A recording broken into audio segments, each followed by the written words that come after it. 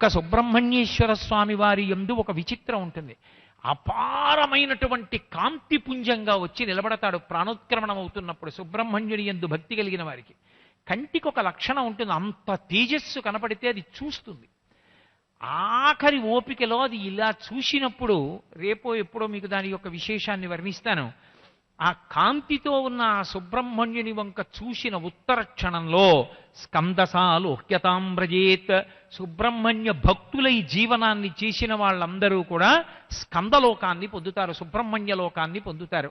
అందుకే అప్పటికీ ఇప్పటికీ కూడా లోకంలో పెద్దలు ఒక మాట చెప్తారు, ఎవరైనా సరే కొత్తగా పెళ్ళైనటువంటి దంపతులు శ్రీరామాయణంలో ఉన్నటువంటి స్కందోత్పత్తిని చదివి పారాయణ చేసిన, కొత్తగా పెళ్ళైనటువంటి వాళ్ళు స్కందోత్పత్తిని విన్నా, గర్భంతో ఉన్నటువంటి ఆడది స్కందోత్పత్తిని విన్నా పారాయణ చేసిన తప్పకుండా కొడుకు పుడతాడు. పైగా సంతానం కలగడంలో కూడా ఒక విచిత్రం ఉంటుంది. కడుపులోంచి వస్తున్నటువంటి పిల్లవాడు తల్లిదండ్రుల యొక్క అపారమైన దుఃఖమునకు కారణము కావలసిన వాడు వస్తున్నప్పటికీ కూడా ఒక్క సుబ్రహ్మణ్యోత్పత్తిని విన్నంత మాత్రం చేత ఆ పిల్లవాడికి ఉన్నటువంటి పాపరాశి దగ్ధమై తల్లిదండ్రుల్ని సంతోషపెట్టేవాడు అవుతాడు. అందుకే అసలు గర్భిణీ స్త్రీలైనటువంటి వారు స్కందోత్పత్తి వినని వారు ఉండరు, అందరూ స్కందోత్పత్తి వింటారు. ఎంతమంది స్కందోత్పత్తి విని పుత్ర సంతానాన్ని పొందారు అన్న విషయం మీద చెప్పడం నాకు సాధ్యమయ్యేటటువంటి విషయం కాదు. అంతమంది సంతానాన్ని పొందారు. సుబ్రహ్మణ్యుని యొక్క వైభవం, శ్రీరామాయణంలో ఉన్నటువంటి స్కందోత్పత్తి పారాయణం చేయడం కూడా తేలిక, శ్లోకాలు తేలిగ్గా ఉంటాయి. అంత వైభవంతో కూడుకున్నటువంటి సుబ్రహ్మణ్య వైభవం. ఆ సుబ్రహ్మణ్యుడు పంచభూత తత్వముతో కూడి ప్రకాశించేటటువంటి స్వరూపం. ఆయన తారకాసుర సంహారం కోసమని వచ్చాడు. ఒక్క తారకాసుర సంహారం కోసం ఆయన రావాలి అంటే తారకాసురుడు కోరుకున్నటువంటి వరం నిజం కావాలి. పరమశివుని యొక్క తేజస్సు స్ఖలనమవ్వాలి, పార్వతీదేవి దాన్ని గ్రహించకుండా ఉండాలి, ఆ తేజస్సుకి కుమారుడు సంభవించాలి, ఆ సంభవించినటువంటి కుమారుడు అస్త్రప్రయోగం చేస్తే అప్పుడు నేను ఆ పిల్లవాడు ప్రయోగించినటువంటి శూలానికి మరణిస్తాను అని చెప్పి పరమశివుడి దగ్గర వరం పుచ్చుకున్నాడు. ఇప్పుడు తారకాసురుడు ఎటువంటి వరాన్ని పుచ్చుకున్నాడో అటువంటి వరానికి అనుగుణంగా పిల్లవాడు జన్మించాడు కనుక ఆ పిల్లవాడిని కుమారుడు అని పిలిచారు. లోకంలో కుమారుడు అంటే కొడుకు అని ఒక అర్థం, కుమారుడు అంటే ఎప్పుడూ యవ్వనంలో ఉండేవాడు, ఎప్పుడూ 16 ఏళ్ల వయస్సులోనే ఉండేవాడు అని ఒక అర్థం. ఎప్పుడూ 16 ఏళ్ల వయస్సులో బాలుడిగా ఉండేటటువంటి లక్షణం ఉన్నవాడు సుబ్రహ్మణ్యుడు. అందుకే శంకరాచార్యుల వారు సౌందర్యలహరిలో అంటారు, అమ్మవారి యొక్క స్తన్యమును పానం చేసినందుకు, అమ్మవారి తాంబూలపు పిడచ తిన్నందుకు ఎప్పటికీ కూడా యవ్వనంలో ఉండిపోయేటటువంటి భాగ్యాన్ని ఆ సుబ్రహ్మణ్యుడు పొందగలిగాడు. మహానుభావుడై లోకరక్షకుడయ్యాడు. వెంటనే బయలుదేరాడు. క్రౌంచా సురేంద్ర పరికండన శక్తి శూల పాశాదిశస్త్ర పరిమండిత దివ్యపాణి శ్రీకుండలీశధృతకుండ శఖీంద్రవాహ వల్లీ సనాథమదీహి కరావలంబం. ఆ చేతిలో శూలాన్ని పట్టుకున్నాడు. ఆయన దేవసేనకంతటికీ ఆధ్యక్షం వహించాడు. వెంటనే ఇంద్రుడు పరిగెత్తుకొచ్చాడు. దేవసేనకంతటికీ కూడా సుబ్రహ్మణ్యుణ్ణి అధినాయకుడిగా పట్టాభిషేకం చేశారు. అమ్మవారు తన సమస్తమైనటువంటి శక్తులను కూడా ఒక శూలంలోకి ప్రోది చేసింది. ప్రోది చేసి ఆ శూలాన్ని సుబ్రహ్మణ్యుడికి అనుగ్రహించింది. అనుగ్రహించి తన మనసుతో సంకల్పం చేసి 9 కుమారుల్ని ఉత్పత్తి చేసింది. 9 నవవీరులు అంటారు. వాళ్ళు ఎప్పుడు సుబ్రహ్మణ్యుడి వెనకాతల ఉంటారు. నవవీరులతో కూడుకున్నటువంటి సుబ్రహ్మణ్య స్వరూపాన్ని దర్శనం చేస్తే ఏ కార్యమైనా సరే విజయవంతం అవుతుంది. నవవీరులు ఉన్న సుబ్రహ్మణ్యాలయం ఎక్కడుంది? కాంచీపురంలో కుమారకోష్టంలో ఉంటారు. కాంచీపురం వెళ్ళి కుమారకోష్టం కుమారస్వామి దేవాలయానికి వెడితే ప్రదక్షిణం చేసేటప్పుడు వెనక్కి వచ్చినప్పుడు మనం ఆళ్వార్లు నాయనార్లు అలవాటైపోయి అలా అనుకుంటాం. 9 లెక్క పెట్టి నవగ్రహాలేమో అనుకుంటాం. 9 అదేమిటి నవగ్రహాలు ఇంకోలా ఉంటారు కదా, ఒకలా ఉన్నారేమిటి అనుకుంటాం.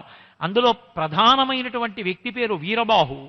వీరబాహువు అనేటటువంటి ఒక గొప్ప వీరుణ్ణి సృజించి వేరొక 80 వీరుల్ని సృజించింది ఆవిడ. నవవీరులు అంటారు. వీళ్ళు సుబ్రహ్మణ్యేశ్వర స్వామి వెనక వెడుతూ ఉంటారు ఎప్పుడూను. ఈ నవవీరులను సుబ్రహ్మణ్యుడి పక్కన నిలబెట్టి తన శక్తినంతటినీ ఒక శూలంలోకి ప్రోధి చేసి పరమ సంతోషంతో పిల్లవాణ్ణి ఎత్తుకుని ఒళ్ళో కూర్చోపెట్టుకుని ముద్దాడి ఆ చేతిలో శూలాన్ని ఉంచింది. ఇంద్రుడు దేవసేనకి ఆధ్యక్షంలో కూర్చోపెట్టి సుబ్రహ్మణ్యుణ్ణి అభిషేకం చేశారు.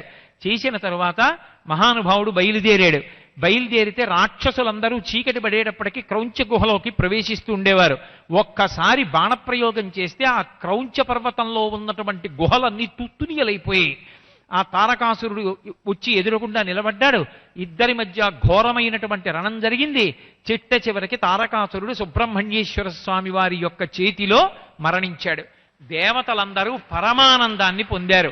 అమ్మయ్యా, ఇంతటి పరమ దుర్మార్గుడు జన్మించాడు, దేవతల్ని ఇంతకాలం పీడించాడు, ఇతన్ని సంహరించగలిగినటువంటి కుమారుడు జన్మించడా అని ఇంత బెంగ పెట్టుకున్నాం. ఆఖరికి ఆ పిల్లవాని జననమైంది, తారకాసుర సంహారం అయింది అని మురిసిపోయారు. ఆ తర్వాత తారకాసురుని యొక్క తమ్ముడు సింహవక్త్రుడిని కూడా చంపాడు. కానీ అతి భయంకరమైనటువంటి రాక్షసుడు శూరపద్మాసురుడు. ఆ శూరపద్మాసురుడు పరమశివుడికి గొప్ప చిలికాడు, మంచి స్నేహంతో ఉండేవాడు. ఎంత భక్తుడో! నిన్న మీతో మనవి చేశాను కదూ, పరమశివుణ్ణి కోరినటువంటి కోరిక ఒక విచిత్రమైన కోరిక కోరాడు. నీకన్నా తేజోవంతుడైతే, నీకన్నా జ్ఞాని అయితే అటువంటి వాడి చేతిలో శరీర ఛేదనం లేకుండా వశమవుతానండి. కాబట్టి ఆయనని శరీరాన్ని ఛేదించి చంపడం కుదరదు. కామరూపి రకరకాల రూపాలు పొందుతాడు. ఒకానొకప్పుడు పరమశివుడికి కూడా ప్రణవార్థాన్ని చెప్పినటువంటి వాడు సుబ్రహ్మణ్యుడు. అంతటి తేజోమూర్తి, అంతటి మహాజ్ఞాని కనుక సుబ్రహ్మణ్యుడితో శూరపద్మాసురుడు యుద్ధం మొదలుపెట్టాడు. యుద్ధం మొదలుపెట్టి ఇద్దరు యుద్ధం చేస్తుండగా ఘోరమైన యుద్ధం జరిగింది. అనేక రూపాలు మారుస్తున్నాడు. ఎన్ని ముక్కలుగా నరికేసినా సరే మళ్ళీ ముక్కలన్నీ కలిసిపోయి మళ్ళీ రాక్షసుడిగా లేచి నిలబడుతుంటాడు. ఎలా చంపడమని ఆలోచించాడు. చిట్ట చివరికి కామరూపాన్ని పొంది శూరపద్మాసురుడు ఒక మామిడి చెట్టు రూపంలో నిలబడ్డాడు. ఆ మామిడి చెట్టుని ఛేదించాడు సుబ్రహ్మణ్యుడు. ఒక నెమలి, ఒక కోడిపుంజుగా మారాడు. వీడితో యుద్ధం చేసి శరీరములను చంపుకుంటూ వెడితే వీడు మరణించాడు, కొత్త శరీరాల్ని పొందేస్తాడని తన అపారమైన తేజస్సు చేత ఆ నెమలిని, ఆ కోడిపుంజుని రెండింటినీ కూడా తనకి వశం చేసేసుకున్నాడు. వశం చేసుకుని వాటిని సంహరించడం మానేశాడు. మానేస్తే ఇప్పుడు వశవర్తులైపోయి సుబ్రహ్మణ్యుడు ఎలా చెప్తే అలా వినేలా మారిపోయిన తర్వాత ఆ నెమలిని తనకి వాహనంగా చేసుకున్నాడు. అందుకే మయూరాధి రూఢం మహావాక్య గూఢం మనోహారి రూపం మహచ్చిత్తగేహం అంటారు శంకరాచార్యుల వారు. మయూర వాహనుడై ఉంటాడు. నెమలి వాహనం మీద కూర్చోవడానికి కారణం అది. ఆ శూరపద్మాసురుణ్ణి తనకి వశం చేసుకుని ఆ కుక్కుటాన్ని అంటే కోడిపుంజుని తన ధ్వజంగా మార్చుకున్నాడు. అందుకే ఆయన ధ్వజం మీద కోడిపుంజు ఉంటుంది. ఈ రెండిటికి ఒక లక్షణం ఉంటుంది. రెక్కలు ఉన్నవయ్యుండి కూసేటప్పుడు మెడ ఎత్తి కూసేటటువంటి లక్షణం ఉన్నటువంటివి ఈ రెండే, నెమలి కోడిపుంజు. ఈ రెండే కూస్తాయి. రెండిటికీ కూడా కకారధ్వని ఉంటుంది, కకారంతో ధ్వని చేస్తాయి. అందుకే నెమలి క్రాంఖణం చేస్తుంది, కోడిపుంజు కొక్కొక్కొక్కొక్కొక్కొక్కొ అంటుంది. అది కాని వంకరగా ఉచ్చరిస్తుంది. నెమలి క్రాంఖణం చేస్తుంది. రెండిటికి ఉష్ణాన్ని భరించేటటువంటి శక్తి ఉంటుంది. రెండూ కూడా రెక్కలు కలిగినవై ఉంటాయి. కారణం ఏమిటంటే ఒక శూరపద్మాసుని యొక్క శరీరాలు రెండూ కూడా కంఠమెత్తి కూస్తాయి. కూసేటప్పుడు మిగిలినవన్నీ ఎలా ఉన్నాయో అలాగే అరుస్తాయి. ఒక్క నెమలి కూసేటప్పుడు కంఠాన్ని ఇలా పైకెత్తి కూస్తుంది, క్రాంఖణం చేస్తుంది. కోడిపుంజు కూసేటప్పుడు ఏదో పురుగులు తింటూ కుయ్యదు, ఒక్కసారి తల పైకెత్తి కొక్కరో కో అని అరుస్తుంది. రెండూ కంఠమెత్తి అరిచేటటువంటి స్వభావంతో ఉంటాయి. ఆ రెండిటినీ తనకి వశం చేసుకుని మయూర వాహనుడయ్యాడు, కుక్కుట ధ్వజుడయ్యాడు.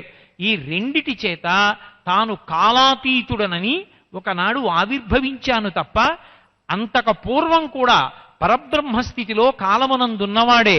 ఆయన ఒకనాడు ఉండి ఒకనాడు లేనివాడు కాదు, ఎన్నడూ ఉండేటటువంటి వాడు. అందుకే 6 ముఖాలతో ఉంటాడు. ఆ 6 ముఖములు 6 ఋతువులకు నిదర్శనం. 6 ఋతువులు, ఒక్కొక్క ఋతువునందు 2 నెలలు ఉంటాయి.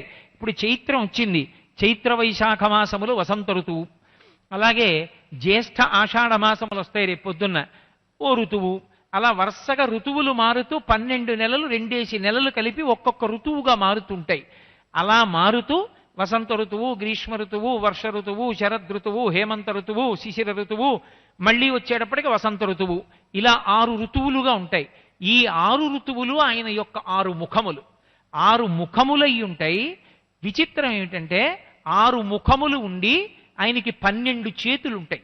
12 చేతులు 12 నెలలకి ప్రమాణం. అందుకని ఒక సంవత్సరాన్ని ప్రమాణంగా తీసుకుని దేవతా కార్యాన్ని నిర్వహణ చేస్తారు. శారదా నవరాత్రులు ఆశ్వీజ మాసంలోనే ఎందుకు చెయ్యాలి? మొట్టమొదట వచ్చేటటువంటి చైత్రమాసంలో చెయ్యొచ్చుగా అమ్మవారి పూజ, మరి తీసుకెళ్లి ఆశ్వీజ మాసంలో ఎందుకు పెడతారు అంటే సంవత్సరాన్నంతటినీ కలిపి ఒక రోజు ప్రమాణంగా చూసేటటువంటి ఆచారం ఒకటి ఉన్నది. ఒక సంవత్సరాన్ని ఒక రోజుగా చూస్తారు. అలా చూసినప్పుడు ఉత్తరాయణం అంతా పగలు, దక్షిణాయనం అంతా చీకటి. 6 నెలలు చీకటి, 6 నెలలు పగలు. ఇందులో ఆశ్వీజ మాసం ఒక రోజు ఎందు బ్రహ్మముహూర్త సమయం, అంటే తెల్లవారుజామున 3:30-4 గంటల సమయం. అది కేవలం పరమేశ్వరారాధనకి తప్ప ఇక దేనికి ఉపయోగపడకూడదు. ప్రాతకాలంలో దుర్గాభవాన్ని అర్చిస్తే తమోగుణం విరిగిపోయి ఆవలింతలపోయి రజోగుణాన్ని గెలిచి భగవంతుని దగ్గర కూర్చుని పూజించగలిగిన సత్వగుణం అంకురిస్తుంది. అందుకే శారదా నవరాత్రుల్లో ఆశ్వీజ మాసంలో అమ్మవారి యొక్క ఆరాధన చేయిస్తారు తప్ప ఏ ఇతరమైనటువంటి ఆరాధన ఉండదు. అన్ని చోట్ల దేవీ నవరాత్రులు అంటూ చేయడానికి కారణం అదే. కాబట్టి సంవత్సరాన్ని ప్రమాణంగా తీసుకునేటటువంటి సంప్రదాయం ఒకటి ఉంది. కాబట్టి సంవత్సరంలో ఉండేటటువంటి 12 నెలలు ఆయన యొక్క ముఖములు. నెమలి పింఛాన్ని విప్పుతుంది. ఆ పింఛాన్ని విప్పినప్పుడు ఈకలు రకరకాల రంగులలో ఆ పింఛం విచ్చుకుంటుంది. కాలము ఒకటే స్వరూపంగా ఉన్న 6 ఋతువులలో ప్రకృతి యందు మార్పులుగా విచ్చుకుంటుంది. ఇప్పుడు వసంత ఋతువు వచ్చిందనుకోండి, చైత్ర శ్రీమాన్ ఇయం మాసః పుణ్యః పుష్పితకానన యవ్వరాజ్యాయ రామస్య సర్వం మే ఓపకల్ప్యతాం అంటారు రామాయణంలో. చైత్రమాసం వస్తే అరణ్యాల్లోకి వెడితే అరణ్యములన్నీ పుష్పించి ఉంటాయి. డెహ్రాడూన్ లాంటి ప్రాంతాల్లో ఈ చైత్ర వైశాఖ మాసాల్లో అరణ్యాల్లోకి వెడితే ఆకాశాన్ని చుంబిస్తున్నాయా అన్నట్టుగా ఉంటాయి వృక్షాలు.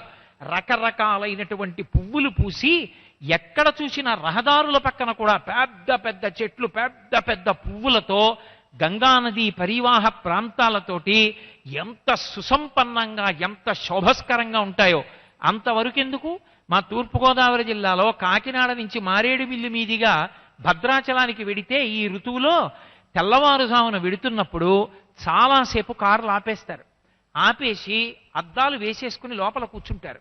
ఎందుకని అంటే తెల్లవారుజామున వికసించినటువంటి పువ్వులలో ఉన్న మకరందం తాగడానికి కొన్ని లక్షల తుమ్మెదలు వచ్చేస్తాయి. వచ్చేసి ఆ పువ్వులలో ఉన్న మకరందం అంతా తాగేస్తాయి. తాగేసి కొద్దిగా చీకటి విడుస్తోంది, తెలతెలవారుతోందనగా ఆ కొండ ప్రాంతాల్లో ఉన్న ఒకే ఒక్క రహదారిలో ఆ వస్తున్నటువంటి వాహనాల దీపాలకి అడ్డంగా వెళ్ళిపోతాయి. వెళ్ళిపోతే రెక్కలతో ఎన్ని వేల తుమ్మెదలో కప్పేస్తాయి. కప్పేస్తే ఇంకా దారి కనపడదు. వెడితే తుమ్మెదలు పడిపోతాయని కార్లు ఆపేస్తారు.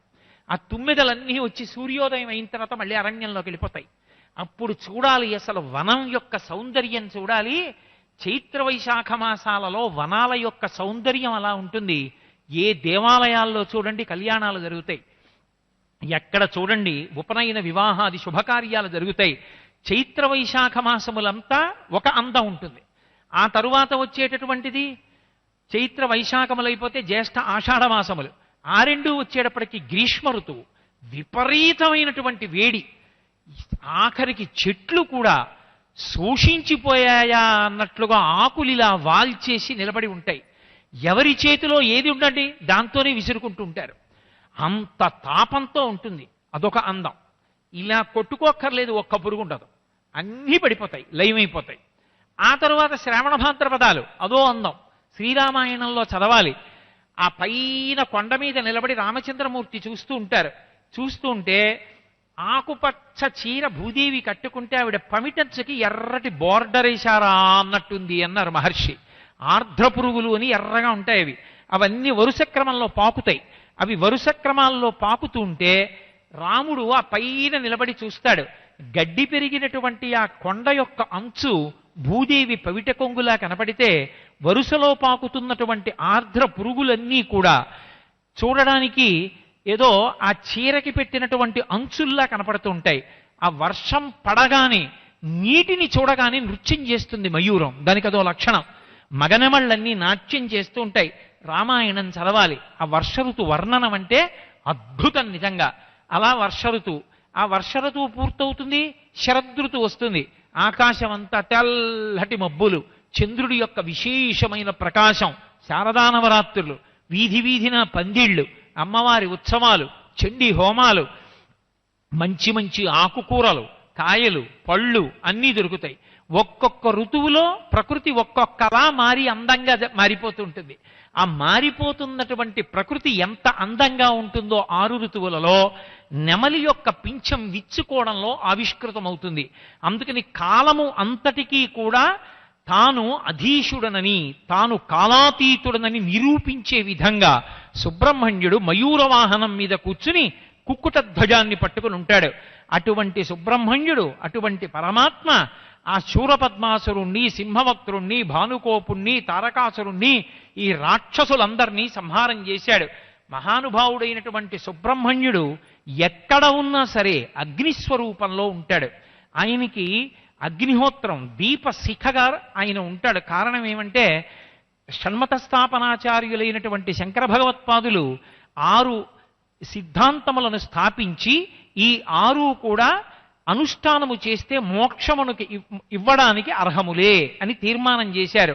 అందులో శైవము, శాక్తేయము అంటే అమ్మవారిని పూజించడం, గాణాపత్యము అంటే గణపతిని పూజించడం విఘ్నేశ్వరుణ్ణి, అలాగే సౌరము సూర్య భగవానుణ్ణి పూజించడం, వైష్ణవము విష్ణు భగవానుణ్ణి పూజించడం, అలాగే కౌమారము సుబ్రహ్మణ్యుణ్ణి పూజించడం. ఈ 6 కూడా మోక్షకారకములే, 6 కూడా పూజ చెయ్యవలసినవే అని తీర్మానించారు. ఇందులో ఏది పట్టుకో దోషం లేదు, పరమాత్మని చేరుతావన్నారు. పూజ దగ్గరికి వచ్చేటప్పటికి పంచాయతనం ఇచ్చారు. నువ్వు ఏ సంప్రదాయంలో పుట్టావో అది మధ్యలో ఉంటుంది, మిగిలిన 4 చుట్టూ ఉంటాయి. ఒకడు శైవంలో పుట్టాడనుకోండి, పరమశివుడు మధ్యలో ఉంటాడు. చుట్టూ 4 గణపతి, సూర్యుడు, ఇక్కడికి వచ్చేటప్పటికి విష్ణువు, అంబిక, ఇలా 4 చుట్టూ ఉండి మధ్యలోనేమో శివుడు ఉంటాడు. ఉంటే దాన్ని పరమశివ పంచాయతనం అంటారు. అదే విష్ణు భగవానుణ్ణి పూజించే వాళ్ళు అనుకోండి, విష్ణువుని మధ్యలో ఉంచి శివుణ్ణి, అంబికని, సూర్యుణ్ణి, విఘ్నేశ్వరుణ్ణి చుట్టూ పెడతారు. సూర్యుణ్ణి ప్రధానంగా పూజిస్తున్నారనుకోండి, సూర్యుణ్ణి మధ్యలో పెట్టి గణపతిని, విష్ణువుని, శివుణ్ణి, అంబికని చుట్టూ పెడతారు. ఎవరిని ప్రధానంగా పూజిస్తున్నారో వాళ్ళని మధ్యలో ఉంచి మిగిలిన 4 చుట్టూ పెడతారు. అందులో 5 మూర్తులు ఏవిగా శంకరాచార్యుల వారు నిర్ణయం చేశారు అంటే పరమశివుడు, పార్వతీదేవి అంబిక, సూర్యుడు, గణపతి, విష్ణువు, ఈ 5 ప్రతి ఇంట ఉండాలి. 5ంటికి పూజ జరగాలని. ఆ 4 ముందు పూజ చేసి ప్రధాన దేవత దగ్గరికి వెళ్ళాలి. పూజలో పంచాయతన పూజ నిర్ణయించారు. షణ్మతాల్లో కుమారస్వామిని కూడా ఉంచారు. కానీ పంచాయతనంలో సుబ్రహ్మణ్యుడికి స్థానం లేదు. సుబ్రహ్మణ్యేశ్వర స్వామి వారి మూర్తిని ఉంచలేదు. సుబ్రహ్మణ్యేశ్వర స్వామి వారి మూర్తికి పూజ శంకరాచార్యుల వారు చెప్పలేదు. మరి సుబ్రహ్మణ్యేశ్వర స్వామి వారి మూర్తికి స్థానం ఎందుకు కల్పించలేదు శంకర భగవత్పాదులు? అక్కడ షణ్మతాల్లోనేమో కౌమారము సుబ్రహ్మణ్యుణ్ణి పూజ చేస్తే మోక్షం వస్తుంది, ఆయన్ని పూజించవలసిందే అన్నారు. పంచాయతన పూజ దగ్గరికి వచ్చేటప్పటికీ సుబ్రహ్మణ్యుడికి విగ్రహాన్ని పెట్టవలసిన అవసరం లేదని తీసేశారు. మరి ఎందుకు తీసేశారు? ఎందుకు పెట్టాలా సుబ్రహ్మణ్యుణ్ణి? అంటే ఒక్కటే కారణం, సుబ్రహ్మణ్యుణ్ణి ప్రత్యేకంగా మూర్తిని ఉంచి పూజించకుండానే మనం పూజిస్తాం. ఎలా పూజిస్తామంటే ఆయన ఎక్కడ ఉన్నా సరే దీపశిఖా రూపంలో అగ్నిహోత్రంగా ఉంటాడు. అసలు మొదటి పూజ ఎక్కడ మొదలవుతుందంటే సుబ్రహ్మణ్యారాధనతోనే పూర్తవుతుంది. దీపం వెలిగించి కదా పూజ మొదలెడతాం. దీపం వెలిగించామంటే అగ్నిశిఖ పైకి వెలిగింది అంటే సుబ్రహ్మణ్యుడి ఆరాధనంతో మొదలు. అందుకే దీపపు సమ్మెని విడిచిపెట్టరు, దాని మీద అక్షతలో, పువ్వులో, పసుపో, కుంకుమో వేస్తారు. పూజ చివరిలో దేంతో పూర్తవుతుంది? నీరాజనంతో పూర్తవుతుంది. మళ్ళీ జ్వాల భగవానుడి చుట్టూ తిప్పి మనం దాన్నే కళ్ళకద్దుకుంటాం. అసలు వైదిక మతం అంతా దేని మీద నిలబడింది? యజ్ఞయాగాదుల వలన నిలబడింది. మిగిలిన అన్ని విశ్వాసములకు ఒక్క సనాతన ధర్మానికి ప్రధానమైనటువంటి తేడా ఎక్కడుంటుంది అంటే అగ్ని ఆరాధనమునందుంటుంది. అగ్నిమీళే పురోహితం అని అగ్ని సంబంధమైన మంత్రమే మొట్టమొదట ఉంటుంది. యజ్ఞయాగాది క్రతువులు అగ్నిహోత్రమునందు హవిస్సుని సమర్పించడం, హవ్యవాహనుడై అగ్నిహోత్రుడు హవ్యస్సుని పట్టుకెళ్లి దేవతలకి అందించడం ఏ ఇతర విశ్వాసముల యందు లేదు. ఒక్క సనాతన ధర్మమునందు మాత్రమే వేదమంత్రములతో అగ్నిహోత్రునికి హవిస్సునిచ్చి ఆ హవిస్సు అగ్నిహోత్రుడు పట్టుకెళ్లి దేవతలకిస్తే దేవతలు ఆ హవిస్సు తిని సంతోషించి ఈ లోకమునందున్నటువంటి వారికందరికీ కావలసినటువంటి శ్రేయస్సు చేకూరడానికి కావలసిన సాధనములకు ఆధారమైన వర్షాన్ని కురిపిస్తారు. ఆ వర్షము వలన సకలమైనటువంటి శ్రేయస్సు చేకూరుతుంది. కావలసిన సాధనములకు ఆధారమైన వర్షాన్ని కురిపిస్తారు. ఆ వర్షము వలన సకలమైనటువంటి శ్రేయస్సు చేకూరుతుంది. పావకి అగ్నియందున్న తేజస్సే గంగయందు ప్రవేశించింది కనుక అగ్ని యొక్క కుమారుడు కనుక సుబ్రహ్మణ్యుడే అగ్ని జ్వాలా రూపంలో ఉంటాడు. అందుకే యావత్ భారతమునందు పూజింపబడుతున్నవాడు సుబ్రహ్మణ్యుడే.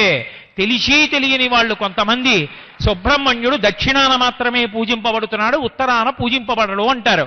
పరమ అబద్ధం. ఒకానొకప్పుడు ఈ దేశాన్ని పరిపాలించినటువంటి గుప్తులు మొదలైనటువంటి వాళ్ళు పరిపాలించి వెళ్ళిపోయిన తర్వాత భూమిని తవ్వితే దొరికినటువంటి నాణేలలో మయూర వాహనము, సుబ్రహ్మణ్యుడు, ఆయన కుక్కుట ధ్వజము, ఇవి నాణేల మీద ముద్రలు కూడా దొరికాయి.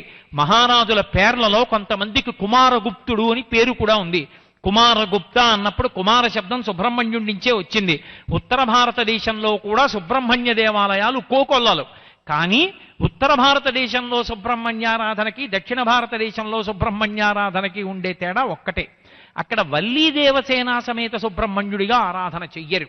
సుబ్రహ్మణ్యం కేవల బ్రహ్మచారిగా అపారమైనటువంటి జ్ఞాననిష్ట కలిగిన వాడిగా ఒక్కడే ఉంచి ఆరాధన చేస్తారు. దక్షిణ దేశంలోకి వచ్చేటప్పటికీ వల్లీ దేవసేనా సమేత సుబ్రహ్మణ్యేశ్వర స్వామిగా ఆరాధన చేస్తారు.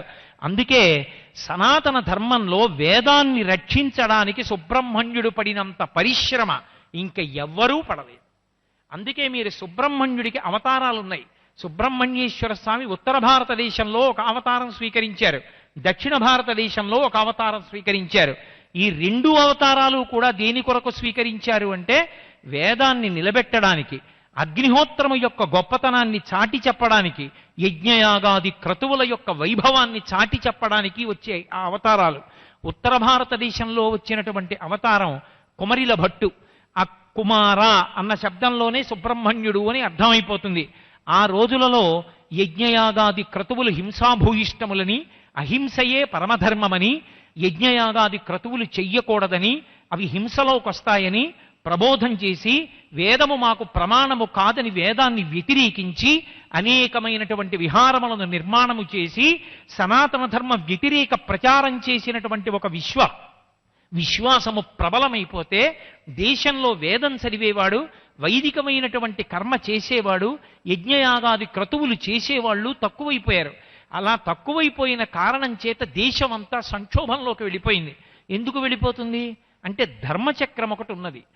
మనం ఏదైనా అనుభవించేటప్పుడు మనకి పాడి పంట వచ్చాయనుకోండి, ఆ పంట ఇంటికి తెచ్చుకునేటప్పుడు ఆ పంటలో కొంత భాగం పెట్టి యజ్ఞం చేసి అగ్నిహోత్రుడి యొక్క ముఖంగా దేవతలకు హవిస్సు ఇవ్వాలి.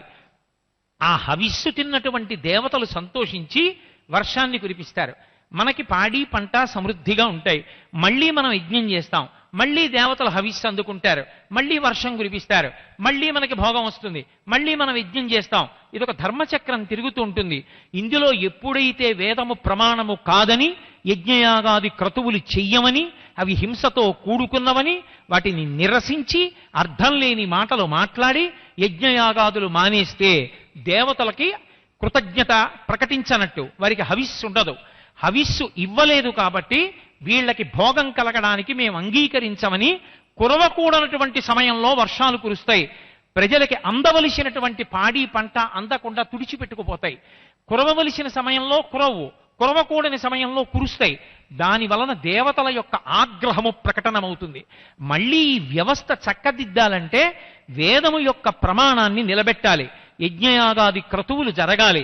అందుకే ఒకప్పుడు దేశమంతటా వేదము తిరస్కరింపబడి వేదము ప్రమాణము కాదు అన్న వాదనలు ప్రబలిపోయి యజ్ఞయాగాదులు హింసాపూరితములని ప్రచారం మొదలై అహింసతో కూడుకున్న జీవితము గొప్పది అని ప్రచారం చేయడం మొదలు పెడితే అటువంటి వాళ్ళ వాదనలు ఖండించి వేదము యొక్క ప్రమాణాన్ని నిలబెట్టడానికి కొమరిల భట్టుగా వచ్చాడు సుబ్రహ్మణ్యేశ్వర స్వామి.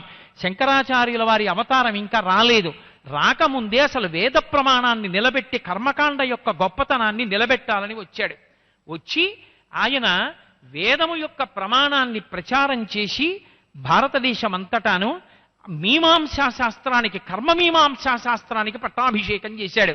అంటే వేదం ఎలా చెప్పిందో అలా కర్మ చేస్తే చాలు మోక్షాన్ని పొందుతారు. ఇక మళ్ళీ భక్తి జ్ఞానం అన్న మాటలు లేవన్నాడు. ఎందుచేత అసలు ముందు కర్మ నిలబడితే వేదం నిలబడితే తర్వాత భక్తి అదే వస్తుంది. ఇక తర్వాత అది చెప్పడానికి వాళ్ళ నాన్నగారు శంకరాచార్యుల వారి రూపంలో వెనకాతలు వస్తున్నారు. ముందు వేదాన్ని నిలబెట్టాలి, కర్మ నిలబెట్టాలి.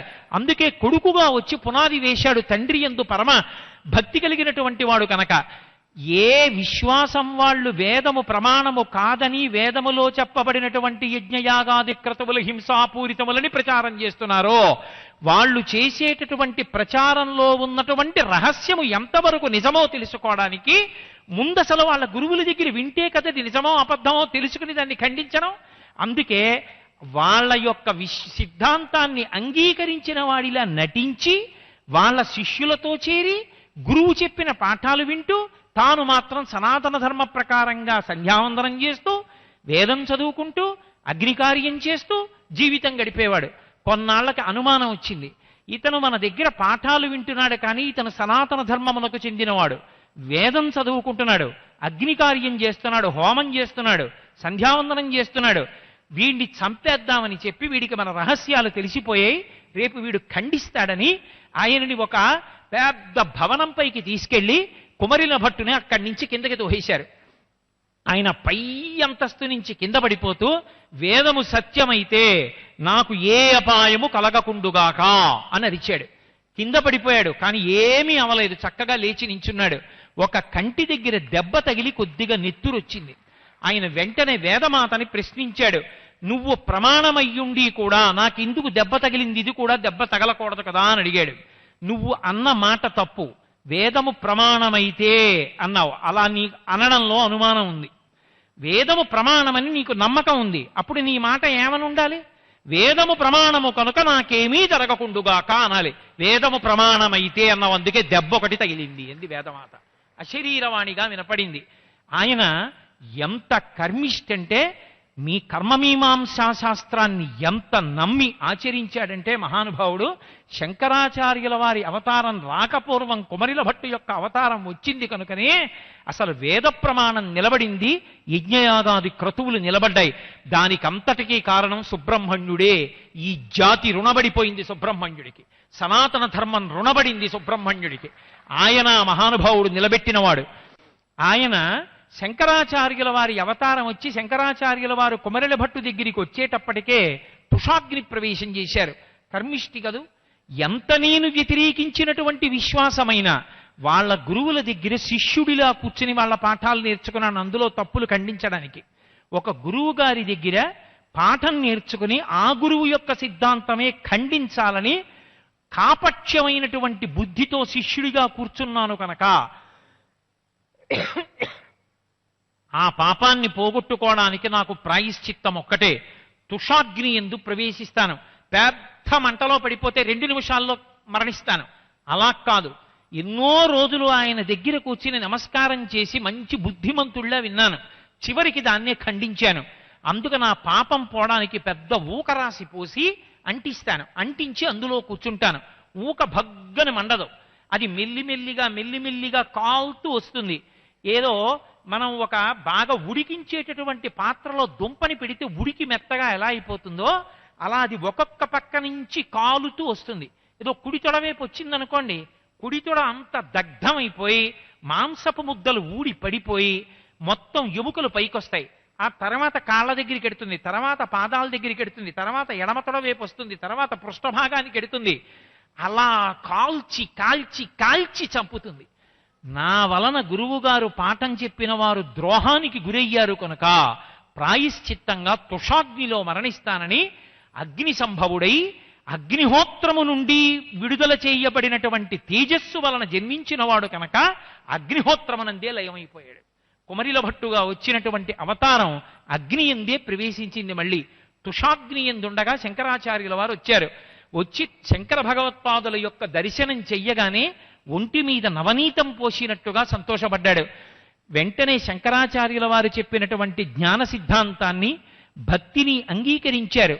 కానీ నేను తుషాగ్ని ప్రవేశం చేసేశాను, ఒళ్ళు తగలబడిపోయింది, ఇక ఎలాగో కొద్దిసేపట్లో మరణిస్తాను, నేను అవతార పరిసమాప్తి చేసినా ఇంకా ఈ కర్మ మార్గం కన్నా శంకరా మీరు చెప్పిన భక్తి అద్వైత మార్గములు ప్రచారము జరగాలి, అందుకొరకని మండన మిశ్రుడని నా శిష్యుడు ఉన్నాడు, అతనితో వాదించి మండన మిశ్రుణ్ణి గెలవండి అని శంకర భగవత్పాదులకు చెప్పి అగ్నిహోత్రంలోనే అవతార పరిసమాప్తి చేశారు. సుబ్రహ్మణ్యేశ్వర స్వామి ఉత్తర భారతదేశంలో కుమరిల భట్టుగా వచ్చి వేదము యొక్క ప్రమాణాన్ని యజ్ఞయాగాది క్రతువుల యొక్క వైభవాన్ని నిలబెట్టి సనాతన ధర్మ వైభవాన్నంతటినీ కూడా నిలబెట్టారు. అలాగే మహానుభావుడు దక్షిణ భారతదేశంలో ఒకప్పుడు జ్ఞాన సంబంధనాయనారుగా అవతారం స్వీకరించారు. శంకరాచార్యుల వారు 32 సంవత్సరాలు ఉన్నారు శరీరంలో, జ్ఞాన సంబంధనాయనార్ కేవలం 16 సంవత్సరములే ఉన్నారు. విచిత్రం ఏమిటంటే తన కుమారుడే అయినటువంటి సుబ్రహ్మణ్యుడు ఒకసారి కుమరిల భట్టుగా వచ్చి తన దర్శనం చేసి తుషాగ్ని ఎందు దగ్ధమైపోయి మళ్ళీ అవతార పరిసమాప్తి చేశాడు. వేరొకసారి జ్ఞాన సంబంధనాయనారుగా దక్షిణ దేశంలో వస్తే తండ్రి అయినటువంటి శంకరాచార్యుల వారు శంకర భగవత్పాదులుగా వచ్చి తన కుమారుడైనటువంటి సుబ్రహ్మణ్యుడు జ్ఞాన సంబంధనాయనారుగా వచ్చి దక్షిణ భారతదేశంలో చేసినటువంటి సేవలని ప్రస్తుతి చేస్తూ ద్రవిడు శిశువు అంటూ సౌందర్యలహరిలో వర్ణించారు. తండ్రియే కొడుకుని వర్ణించినటువంటి ఘట్టం ఆ సుబ్రహ్మణ్యుడు మళ్ళీ జ్ఞాన సంబంధనాయనారుగా వచ్చినప్పుడు జరిగింది. జ్ఞాన సంబంధనాయనారి యొక్క జీవితం అత్యద్భుతం. శీర్ఘాళి అని మనకి చిదంబరం పక్కనే ఉంటుంది క్షేత్రం, మీరందరూ దర్శనం చేసిన మహనీయులే ఉంటారు. అక్కడ 3 అంతస్తుల్లో ఉంటుంది దేవాలయం శీర్ఘాళి, పరమాద్భుతంగా ఉంటుంది, చూసి తీరాలి. ఆ శీర్ఘాళి క్షేత్రంలో జన్మించారు ఆయన. అక్కడే శ్రీ మహావిష్ణువు తన ఒంటి చర్మాన్ని తీసి చొక్కా కుట్టి ఇచ్చారు పరమశివుడికి. ఇప్పటికీ ఆ 3 అంతస్తుల దేవాలయంలోకి ఎక్కుతున్నప్పుడు ఆ క్షేత్ర వైభవాన్నంతటినీ చూడొచ్చు. ఎంత పెద్ద దేవాలయం! అక్కడ ఒక కర్మిష్టి పరమభక్తి తత్పరుడైనటువంటి బ్రాహ్మణునికి కుమారుడిగా జన్మించారు.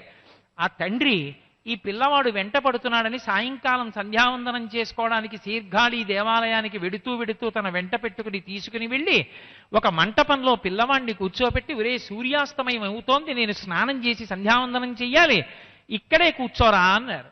అంటే పిల్లవాడు తను స్నానం చేస్తున్నప్పుడు సరస్సులో తల కూడా ముంచేస్తారు కాబట్టి మధ్యన సమయమునందు ఆ కనపడకపోతే తండ్రి ఒక్క నిమిషం నీళ్లలో మునిగిపోతే ఏడిచి గబుక్కుని మెట్లు దిగి పడిపోతాడేమోనని పిల్లవాడు భయపడకుండా ఉండడానికి తండ్రి అన్నాడు, ఒరే ఒకవేళ నీకు భయం వేస్తే నేను నీళ్లల్లో ములిగినట్టు నీకు అనిపించినా, కాసేపు కనపడకపోయినా, ఏ గాయత్రీ మంత్రమో చేస్తున్న కారణం చేత నువ్వు పిలిస్తే నేను పలకకపోయినా బెంగ పెట్టుకోకు. నీకు భయం వేస్తే అదిగో గుడి గోడ మీద చూసావా పార్వతీ పరమేశ్వరులు ఉన్నారు, వాళ్ళిద్దరే లోకానికంతటికీ తల్లిదండ్రులు, నన్ను నమ్ము. నీకు ఏదైనా ఇబ్బంది కలిగితే ఆవిడ వంక చూడు అమ్మా అను, ఆయన వంక చూడు నాన్నగారండి అను, వాళ్ళు రక్షిస్తారా అన్నాడు. తండ్రి చెప్పిన మాట నమ్మాడు పిల్లవాడు. తండ్రి వెళ్ళి నీటిలో మునక వేశాడు. తండ్రి కనపడలేదని బెంగ పెట్టుకుని గోడ మీద పార్వతీదేవి వంక తిరిగి అమ్మా అని అరిచాడు. పరమశివుడు అన్నాడు, బొమ్మ కాదు అమ్మా అని నమ్మి పిలుస్తున్నాడు, కదలమే అన్నాడు. అలాగా అని అమ్మవారు ఉలిక్కిపడి విగ్రహంలోంచి అమ్మవారు బయలుదేరి పిల్లవాడి దగ్గరికి వచ్చింది. వెనక పరమశివుడు వచ్చాడు. అమ్మవారు ఒళ్ళో కూర్చోబెట్టుకుని పిల్లాన్ని ఆడిస్తోంది. వాడు వినకుండా అమ్మా అమ్మా అమ్మా అని ఏడుస్తున్నాడు. శంకరుడు అన్నాడు, ఏం పిల్లల్ని పెంచిన దానివి కావా ఏమి, పిల్లవాడు అలా ఏడుస్తుంటే ఆడిస్తామేం, పాలి ఊరుకుంటాడు అన్నాడు.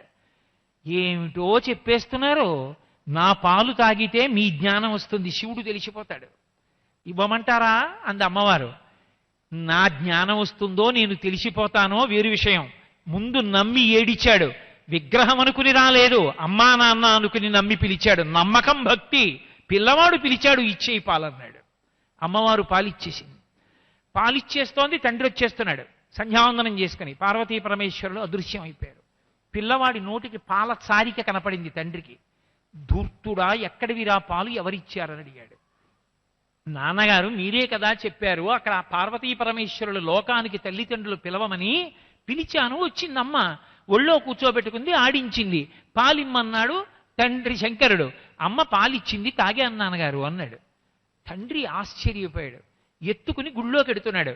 ఎడుతుంటే పిల్లవాడు అరిచేతులు రెండూ ఇలా చప్పట్లు చరుస్తూ పత్తికాలు పాడడం మొదలుపెట్టాడు.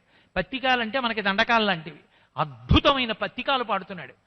ఈ పత్తికాలు పాడుతూ చేతులు చరుస్తూ ఉంటే రెండు చేతులు ఒకదాన్ని ఒకటి ఒరుచుకుని ఎర్రబడిపోతున్నాయని, కందిపోతున్నాయని చూడలేక పార్వతీ పరమేశ్వరులు పైనుంచి తాళాల గుత్తి వదిలేరు. ఈ రెండూ పట్టుకుని వాయించవయ్యా అని. ఆ రెండూ పట్టుకుని వాయిస్తూ జ్ఞాన సంబంధం ఆయన పత్తికాలు పాడాడు.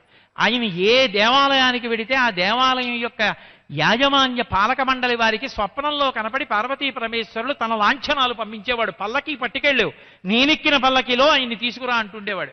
జ్ఞాన సంబంధ నాయనారిని పల్లకీలో తీసుకెడుతుండేవారు ప్రతి దేవాలయానికి.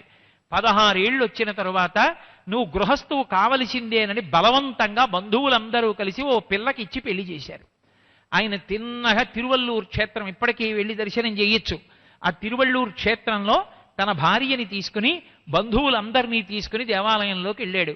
ఎందుకు వచ్చిన లంపటం ఈ సంసారం, నాకు తల్లిదండ్రుల మాట కాదనకూడదు, పెళ్లి చేసుకోమన్నారు, తాళి కట్టాను, చిట్ట చివరికి గృహస్థాశ్రమంలో ధర్మాన్ని పాటించి ఎక్కడికి చేరాలో అక్కడికే చేరిపోదాం పదండి అన్నాడు. శివాలయానికి వెళ్ళారు. పత్తికాలు పాడుతూ ఆలయం అంతరాలయం దగ్గరికి వెళ్ళాడు. శివలింగం దగ్గర పెద్ద జ్యోతి ఒకటి వచ్చి నిలబడింది.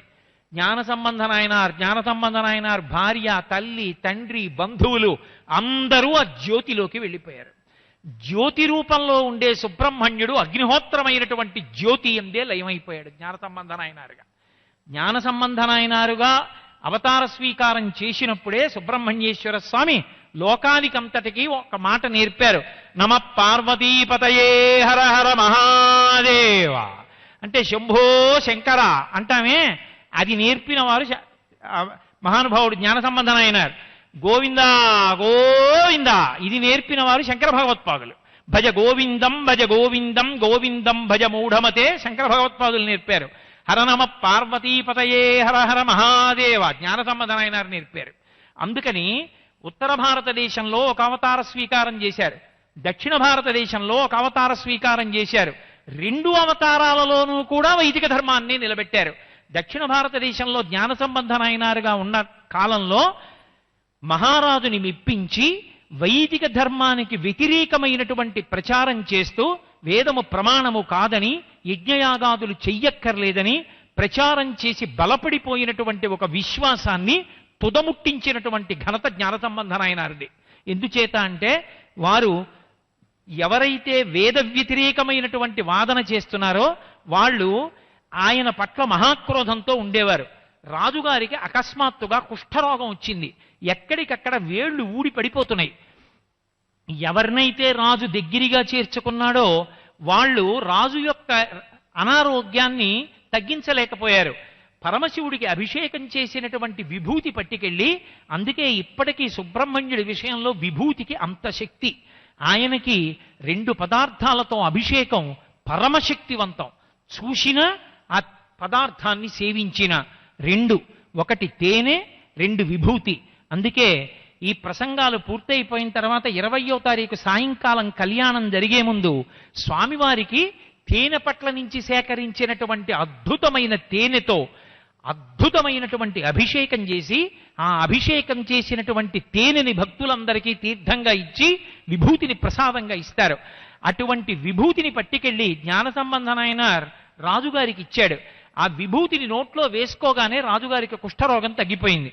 వెంటనే అప్పటి వరకు జ్ఞాన సంబంధనాయనారిని వ్యతిరేకిస్తూ, వేదాన్ని వ్యతిరేకిస్తూ, యజ్ఞయాగాదుల్ని విమర్శిస్తున్నటువంటి విశ్వాసంలో ఉన్నటువంటి వాళ్ళు ఏదో రాజు ప్రారంధం కొద్దీ దక్కింది కానీ జ్ఞాన సంబంధనాయనారు గొప్ప కాదు, వేదం యొక్క గొప్ప కాదు, సనాతన ధర్మం యొక్క గొప్ప కాదు అన్నారు. అంటే మహారాజు అన్నాడు, అయితే 2 పరీక్షలు పెడతాను, ఒకటి అగ్ని పరీక్ష, ఒకటి జల పరీక్ష. మీ వాదన ఏదుందో అది ఒక తాటాకు మీద వ్రాయండి. జ్ఞాన సంబంధ నాయనారి యొక్క ప్రధానమైన వాదన ఏది ఉందో అది నాయనార్ తాటాకు మీద రాస్తాడు. 2 తాటాకులు నీటి ప్రవాహంలో విడిచిపెడదాం, వాలు ప్రవాహంలో. ఏది నీటి ప్రవాహంలో కొట్టుకుని వెళ్ళిపోతుందో అది పసలేనిది, భగవంతుని చేత అంగీకరింపబడినది. ఏది ప్రవాహానికి ఎదురుగా ప్రయాణం చేయడం మొదలు పెడుతుందో అది భగవంతుడి చేత అంగీకరింపబడింది. ఒప్పుకుంటారా అన్నాడు. ఒప్పుకుంటామన్నారు. అవతల విశ్వాసం వారు వేరే మాట రాశారు. కానీ జ్ఞాన సంబంధ నాయనారు రాశాడు, బ్రాహ్మణులు, అగ్నిహోత్రము, ఆవులు సనాతన ధర్మమునకు అత్యంత ప్రధానము అని రాశాడు. రాసి విడిచిపెట్టాడు. విడిచిపెడితే నాయనార్ రాసినటువంటి తాటాకు నీటి ప్రవాహానికి ఎదురుగా ప్రయాణం చేస్తూ పైకెక్కింది. ఇతర విశ్వాసములో ఉన్నటువంటి వారు విడిచిపెట్టినటువంటి ఆకు ప్రవాహానికి పల్లంగా వెళ్ళిపోయింది. రాజు యొక్క సైన్యాధ్యక్షుడు ఒడ్డున గుర్రం మీద ప్రయాణం చేస్తూ రెండిటినీ చూశాడు. జ్ఞాన సంబంధ నాయనారు చెప్పినదే సత్యము, వేదము సత్యము, యజ్ఞము సత్యము, యాగము సత్యము, అగ్నిహోత్రము సత్యము, హవిస్సు సత్యము, ధర్మము సత్యము. ఇవే సనాతన ధర్మమే ప్రాతిపదిక అని నిరూపణం చేశాడు. రెండవ పరీక్ష, ఎవరు ఏది ప్రమాణం అనుకుంటున్నారో అది ఆకుల మీద రాసి అగ్నిహోత్రంలో పడేయాలి. ఏది కాలి బూది అయిపోతుందో అది ప్రమాణం కాదు. ఏది కాలకుండా అగ్నిహోత్రం వెలిగిన తరువాత కూడా అలాగే ఉండిపోతుందో అది ప్రమాణం అన్నారు. మళ్ళీ జ్ఞాన సంబంధన ఆయనారు ఇదే రాసి అగ్నిహోత్రంలో వేశాడు. ఎదురు విశ్వాసం వాళ్ళు వేరొకటి వేశారు, అది దగ్ధమై బూదైపోయింది. జ్ఞాన సంబంధ నాయనారు రాసినటువంటి వాక్యం ఆ పచ్చి ఆకు అలాగే ఉండిపోయింది. ఉండిపోతే దక్షిణ భారతదేశం అంతా కూడా అవైదికమైనటువంటి విశ్వాసములు నశించిపోయి మళ్ళీ సనాతన ధర్మము వెల్లివిరిసింది.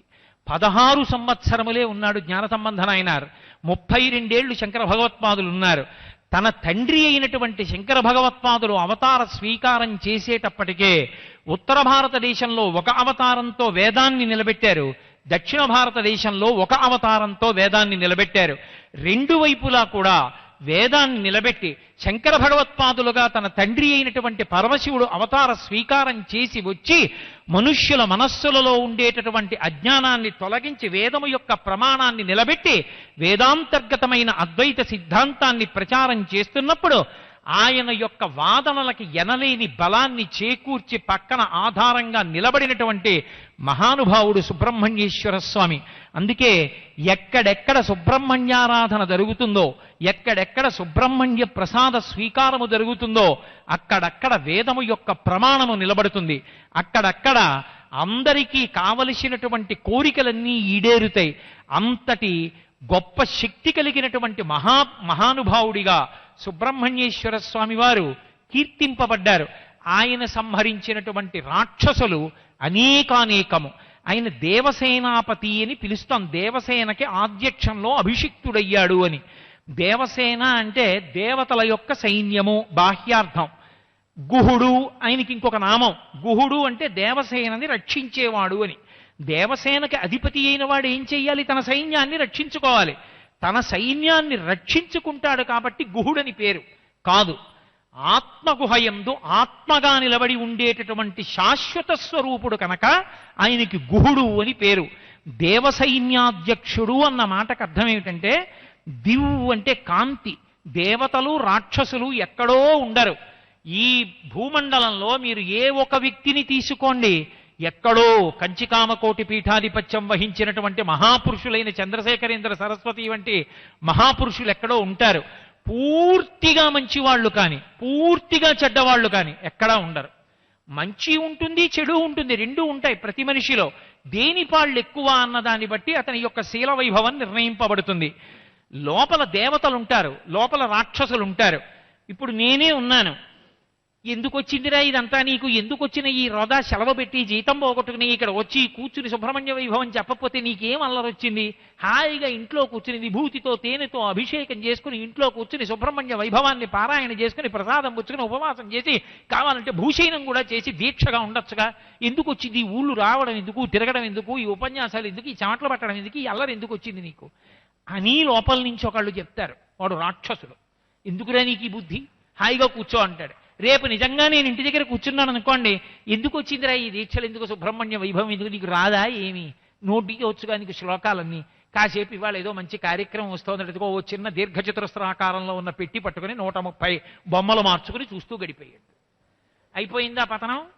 ఇక్కడే ఉంటారు రాక్షసులు, ఇక్కడే ఉంటారు దేవతలు. అయ్యో నీకు పరమేశ్వరుడు నోరిచ్చాడురా, దిక్కుమాలిన జీతం ఎప్పుడైనా వస్తుంది, 2 రోజులు జీతం పోతే ప్రాణం పోయిందా ఏమి, నువ్వు బతకడానికి చాలదా నీకు వచ్చే జీతం, సంతోషంగా వెళ్ళి చెప్పరా ప్రహృష్టవదనంతో అని ఇక్కడే బోధ చేసే దేవతలు ఉంటారు. ఈ దేవతా సైన్యము రక్షింపబడాలి, రాక్షస సైన్యము నశించాలంటే అసంబద్ధమైన ఆలోచనలు మనసులో రాకుండా ఉండాలి అంటే, మనసులలో మంచితనం నిలబడాలి అంటే సుబ్రహ్మణ్య ఆరాధనము జరగాలి. సుబ్రహ్మణ్య ఆరాధనమునందు 2 లక్షణములు ఉంటాయి. కుజుడి యొక్క ఉగ్రస్వరూపాన్ని తొలగిస్తాడు, కుజుని యొక్క బాధలుండవు. అందుకే లక్ష్మీ సంపన్నత విపరీతంగా కలుగుతుంది సుబ్రహ్మణ్య ఆరాధన జరిగితే. మీరు నన్ను క్షమించగలిగితే మీతో నేను ఒక మాట మనవి చేస్తా. పక్కనున్న తమిళనాడులో విపరీతమైనటువంటి సుబ్రహ్మణ్యారాధన, అందుకే అక్కడ ఎవరు అధికారంలో ఉన్నారన్న దానితో సంబంధం ఉండదు. విపరీతంగా రాష్ట్రం అభివృద్ధి చెందుతూనే ఉంటుంది. ఎక్కడ సుబ్రహ్మణ్యారాధన ఉన్నదో అక్కడ బాహ్యమునందు అభివృద్ధి ఉంటుంది, ఆంతరమునందు అభివృద్ధి ఉంటుంది. ఎందుకని ఆయన దేవసేనని కాపాడతాడు. లోపల ఏ మంచి ప్రవృత్తులు ఉన్నాయో ఆ ఆలోచనల్ని కాపాడతాడు. ఏ రాక్షస ఆలోచనలు ఉన్నాయో వాటిని తుదముట్టిస్తాడు. కలియుగంలో సుబ్రహ్మణ్యారాధన అత్యంత అవసరము. ఎందుచేతనో తెలుసా? మిగిలిన యుగాలన్నింటిలో రాక్షసుల యొక్క ఉపాధి వేరు, వాళ్ళకి వేరే ఉపాధి ఉంది కాబట్టి చూడగానే రాక్షసుడు అని గుర్తుపట్టచ్చు. ఓ కుక్క దానికో ఉపాధి ఉంటుంది, పిల్లి దానికో ఉపాధి ఉంటుంది, రాక్షసుడు ఉపాధి ఉండదు. కాబట్టి ఇప్పుడు రాక్షసుడు ఎక్కడున్నాడు పట్టుకోలేరు మీరు. రాక్షసుడు ఎక్కడుంటాడు? మనుష్యుల యొక్క మనస్సుల యందు ఉండమని బ్రహ్మగారి యొక్క నిర్ణయం. కలియుగంలో రాక్షసుడు మనుష్యుల మనస్సుల యందు ఉంటాడు కాబట్టి వాడు ఎప్పుడు బయటికి వస్తాడో, ఏ కారణాలకి ప్రకోపం చెందుతాడో, ఎంత అఘాయిత్యాన్ని చేస్తాడో ఎవ్వరూ కనిపెట్టలేరు. అందుచేతనే మనుష్యుల్ని చంపి ధర్మాన్ని నిలబెట్టడం కుదరదు. మనుష్యుల మనస్సుల యందున్నటువంటి కలిపురుషుణ్ణి నిగ్రహించాలి. కలిపురుషుణ్ణి నిగ్రహించాలి అంటే సాత్వికమైనటువంటి భావనలు వృద్ధిలోకి రావాలి.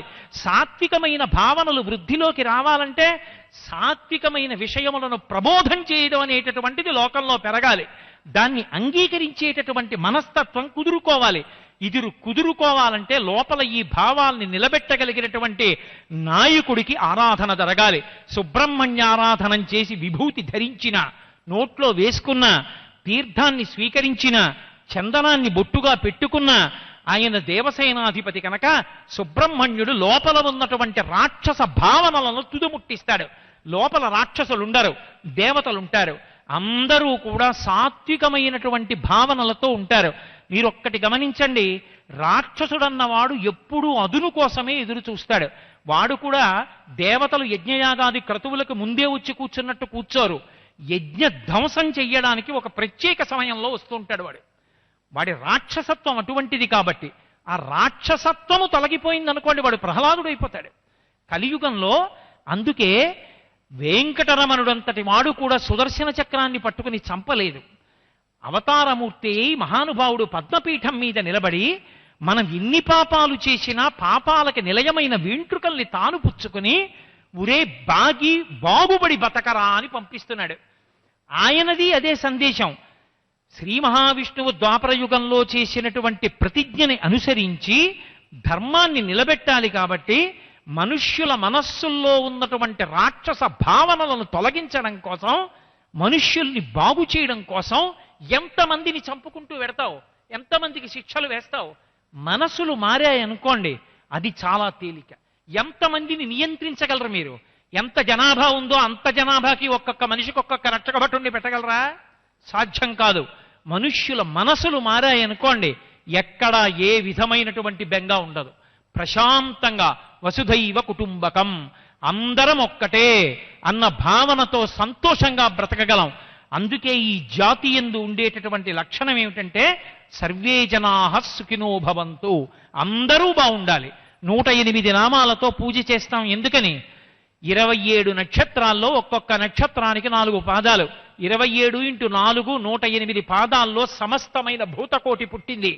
ఈ భూతకోటి అంతటికీ కూడా సత్వగుణము అలవడుగాక, రాక్షస గుణములు నశించుగాక, మంచి భావనలు ఏర్పడుగాక, భగవద్భక్తి కుదురుకునుగాక, ఆ భక్తి చేత పరవశుడైన ఈశ్వరుని అనుగ్రహము చేత వారి జీవితములు సుసంపన్నములగుగాక. ఈ భావనతో 108 నామాలతో పూజ. ఆ పూజ జరిపి అందరి యందు సాత్వికమైనటువంటి భావనలు, భక్తి భావనలు నిలబడాలి అంటే వాడవాడల, ఊరూరా సుబ్రహ్మణ్యారాధన జరిగి తీరవలసినదే. అందుకే షష్ఠి 6 ముఖాలతో ఉంటాడు. షష్ఠి నాడు పుడతాడు, 6 నశింపజేస్తాడు.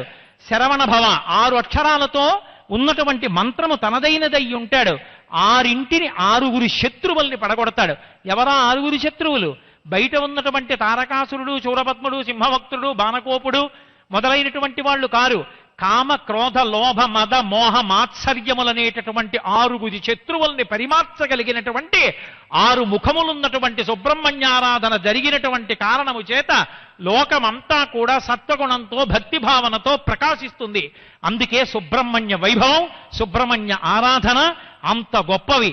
అటువంటి సుబ్రహ్మణ్యుడు ఈ దేశంలో ఎక్కడెక్కడ ఎన్ని గొప్ప గొప్ప క్షేత్రాల్లో నెలకొని ఉన్నాడో, అసలు ఆ సుబ్రహ్మణ్యుడి గురించి శంకర భగవత్పాదుల సుబ్రహ్మణ్య భుజంగమేమో ఆయన ఆరాధనలో ఎన్ని విశేషాలు చోటు చేసుకున్నాయో, అందులో ఉండేటటువంటి అద్భుతాల గురించి రేపటి రోజు సాయంకాలం 6:30 మనం తిరిగి కలుసుకున్నప్పుడు పరమేశ్వరుడు నా చేత పలికించినంత మేర పలికి ధన్యుణ్ణవుతాను.